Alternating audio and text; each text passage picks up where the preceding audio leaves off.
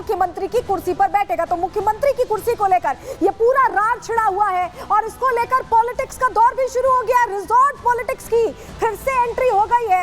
ऐलान से पहले कि आखिर किसको जीत मिली, उससे पहले ही रिजॉर्ट पॉलिटिक्स की एंट्री कैसे हुई है महाराष्ट्र में, चलिए जल्दी से जानकारी आपके सामने रख रहे हैं। क्योंकि शिवसेना ये कह रही है, सांसद संजय राउत ने बयान दिया है कि हमारे विधायकों पर दबाव होगा, इसीलिए होटल में रखने की बात वो कर रहे हैं। जबकि आपको बताएं, कांग्रेस ये कह रही है कि विधायक मुंबई आएंगे लेकिन उनके रहने की जगह नहीं है, खोखे वालों का प्रेशर होगा, इसीलिए होटल में एक जगह रखेंगे। इस तरह की बात कही जा रही है। यानी दोनों तरफ से देखिए, कांग्रेस और शिवसेना यूबीटी दोनों ही अलग अलग बयान दे रहे हैं। आपको ये भी बता दें कि नाना पटोले साहब की जो पार्टी है वो कह रही है कि विधायकों को एयरलिफ्ट करने की रणनीति उनकी तरफ से बना ली गई है कि कहीं ऐसा ना हो कि कोई संकट खड़ा हो।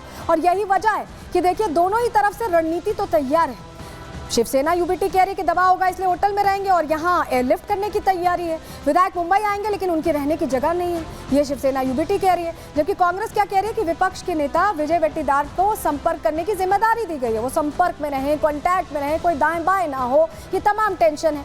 वहीं कांग्रेस ये भी कह रही है कर्नाटक या तेलंगाना में विधायकों को रखने की योजना बना रखी है, यानी पहले से प्लान ऑफ एक्शन तैयार रखा गया है कि उन्हें कहीं और रखा जाएगा। क्योंकि जब जब चुनाव आते हैं, ये जो रिजॉर्ट पॉलिटिक्स है ये हावी दिखती है और महाराष्ट्र में हावी दिख भी रही है। लेकिन इस पर कैसे वार पलटवार हो रहा है, कैसे सवाल पूछ रहे हैं शहजाद पूनावाला और संजय राउत क्या कह रहे हैं, सुनवाते हैं। हमें पूरा विश्वास है कि हमें बहुमत प्राप्त होने जा रहा है। 160-165 तक हम विधायक हमारे चुनकर आएंगे।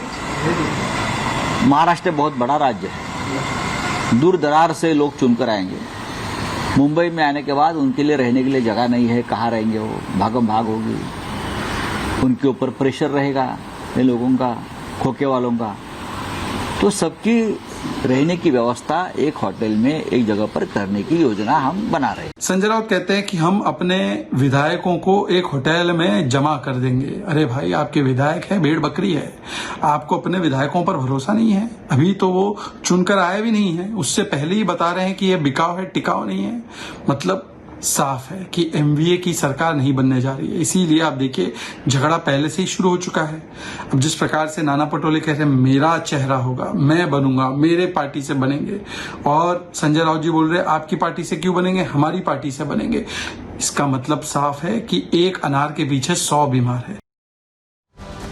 और हमारे साथ हमारी सहयोगी प्रगति शर्मा सीधे जुड़ रही है, लगातार महाराष्ट्र इलेक्शन कवर कर रही है। प्रगति का रुख कर लेते हैं। प्रगति, हम ये देख रहे हैं कि महाविकास आघाड़ी में पहले तो ये टेंशन थी कि कौन मुख्यमंत्री बनेगा। अभी तो देखिए मतपेटी खुली नहीं है, पता नहीं चला है कौन जीता। पहले ये टेंशन, और उससे पहले ये टेंशन कि नेता कहीं और ना चले जाएं, रिजॉर्ट भी बुक होने लग गए।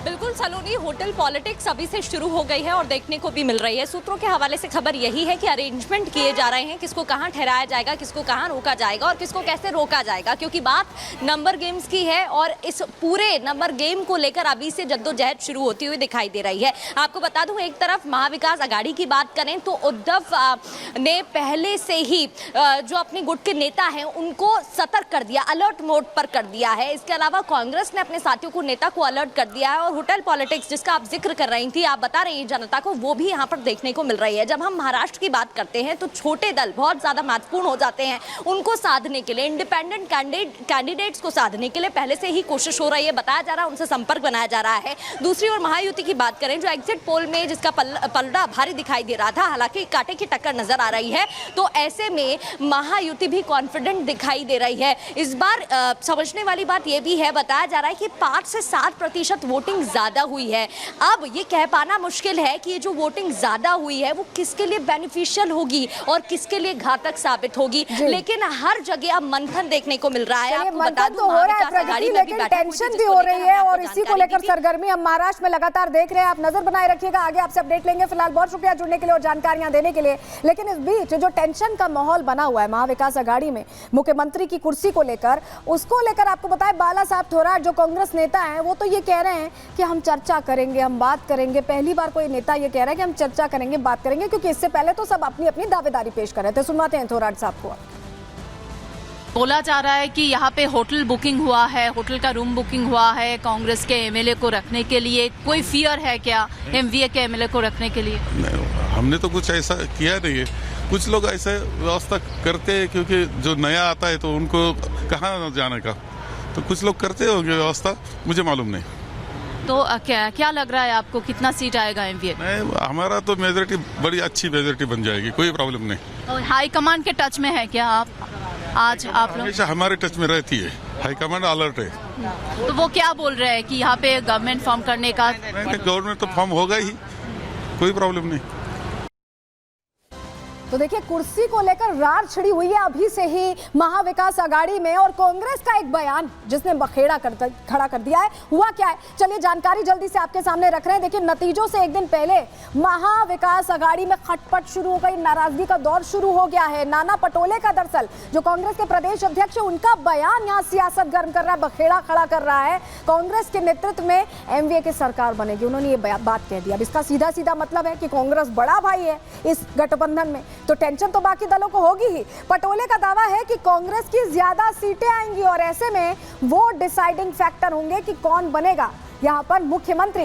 नाना पटोले, आपको ये भी बता दें कि खुद नाना पटोले भी मुख्यमंत्री बनना चाहते हैं। इसको लेकर एक तरह से उनके तरफ से दावेदारी पेश कर दी गई है, यानी नतीजे से पहले ही पटोले अपनी दावेदारी मजबूत करने में जुट गए हैं, ऐसा लग रहा है। लेकिन ये बयान आया, नाना पटोले का ये बयान आया और नाराजगी का दौर महाविकास आघाड़ी में पहले कुर्सी के लिए था, और अब तो सीधे सीधे पटोले साहब आके कह ही दे रहे हैं कि वही तय करेंगे मुख्यमंत्री, कांग्रेस ही सबसे ज्यादा सीटें जीतेगी और वही मुख्यमंत्री बनेंगे। तो ऐसे में अब टेंशन का दौर कैसे शुरू हो रहा है। देखिए, नाना पटोले के बयान के बाद अब उद्धव गुट नाराज हो गया है। यहाँ पर नाराजगी इस कदर कि पटोले के बयान को यहाँ पर संजय राउत ने काउंटर किया, उनको रास नहीं आया ये बयान। कहा कि महाविकास आघाड़ी सरकार बनाएगी, उन्होंने करेक्ट किया है नाना पटोले को और कहा है कि महाविकास आघाड़ी सरकार बनाएगी, सीएम का चेहरा सहयोगी तय करेंगे, ये भी यहाँ पर संजय राउत कहते नजर आए। और ये भी कहा कि मैं इसे स्वीकार नहीं करूंगा।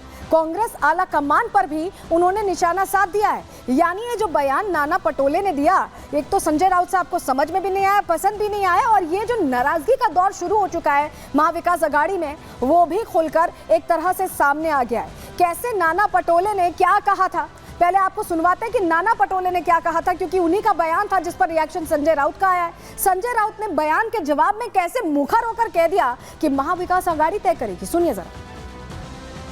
महाराष्ट्र में कांग्रेस की लीडरशिप में ही सरकार महाविकास आघाड़ी की बनेगी। उस तरह से जो मतदान का जो रुझान आ रहा है, कॉल आ रहा है, जो लोग मतदान के लिए जा रहे हैं, तो उसके आधार पर राज्य में कांग्रेस की सबसे ज्यादा कैंडिडेट चुन के आएंगे। तो आपने सुना कैसे नाना पटोले साहब बोल रहे हैं कि कांग्रेस की सबसे ज्यादा सीटें आएंगी, वही तय करेगी कि कौन बनेगा मुख्यमंत्री। लेकिन संजय राउत इस बयान से आग बबूला हो गए। क्या रिएक्शन उनका आया, सुनिए जरा।